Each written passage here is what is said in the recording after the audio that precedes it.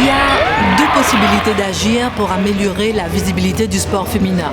Ou bien instaurer des quotas, c'est-à-dire obliger les chaînes et les radios à fixer un pourcentage, par exemple, de diffusion, de retransmission sportive de sport féminin. Ou bien encourager les médias à se mobiliser pour diffuser plus de sport féminin. Tout est parti d'un constat, après une enquête du CSA, qui montre que pour l'instant, 7% des retransmissions sportives sont diffusées, concernent le sport féminin. 93% concernent le sport masculin. Et 95% des retransmissions sont diffusées sur des chaînes payantes. Donc la visibilité du sport féminin est en souffrance.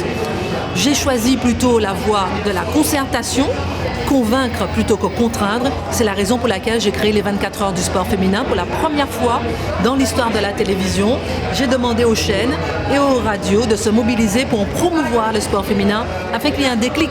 Sport, femmes et médias, en fait, on a un petit souci parce qu'on a autant de messages que le sport au masculin. Oui. Et on passe en fait apparemment, sans avoir peur de dire de bêtises, c'est au moins 13%, je dirais, au niveau du temps. Sur tout ce qu'on a à donner, sur toutes les images, sur la pertinence des propos qu'on peut avoir, eh ben, il y a une inégalité. Donc il faudrait vraiment revoir parce que lorsqu'on a des matchs, des championnats du monde et je dirais des matchs de football, on voit les hommes, on voit pas les femmes. Lorsqu'on voit des matchs de basket, on voit les hommes et on voit 10 secondes des femmes. Le Stade Toulousain Rugby a été invité pour venir nous voir jouer.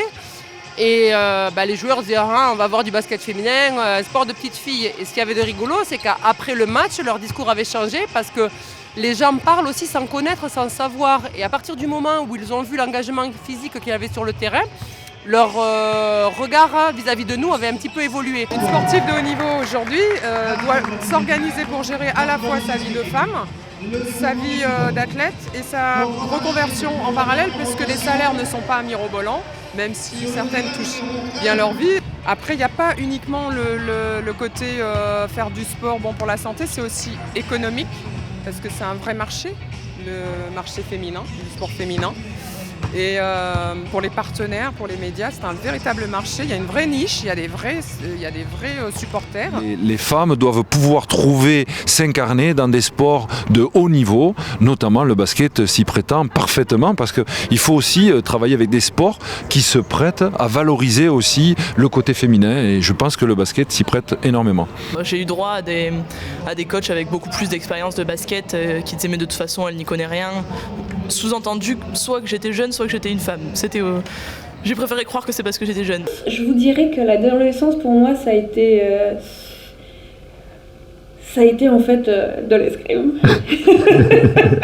J'étais acharnée, forcenée.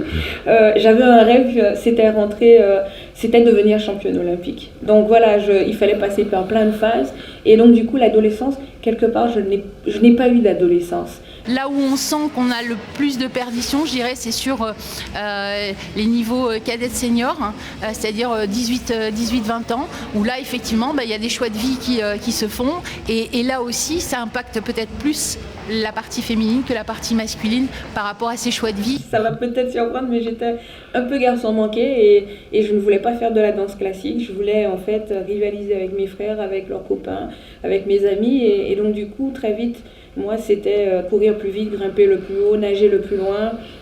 Voilà. Et c'est vrai que j'étais dans une famille où il y avait cette égalité, mais pour moi, il n'y avait pas de différence entre les garçons et les filles. L'échange, l'escrime, c'est un sport d'opposition.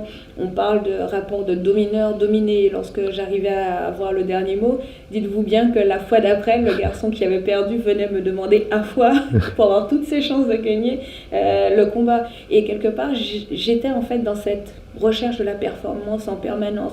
Donc effectivement, j'avais certaines copines qui me disaient alors arrête parce que tu donnes de mauvais exemples. Mais en fait, pour moi, c'était ça. C'était ne jamais rester sur ses acquis, ne jamais chercher à flatter, mais provoquer en fait le respect de l'autre et provoquer le respect vis-à-vis de la gente masculine. C'est ce que je recherchais aussi, inconsciemment, mais au final de compte, je me suis rendu compte qu'on parlait sport, on parlait touche, on parlait victoire, on parlait le même langage. Et donc du coup, j'ai arrêté de me dire, voilà, il y a de la discrimination. Non, j'ai forcé. les choses.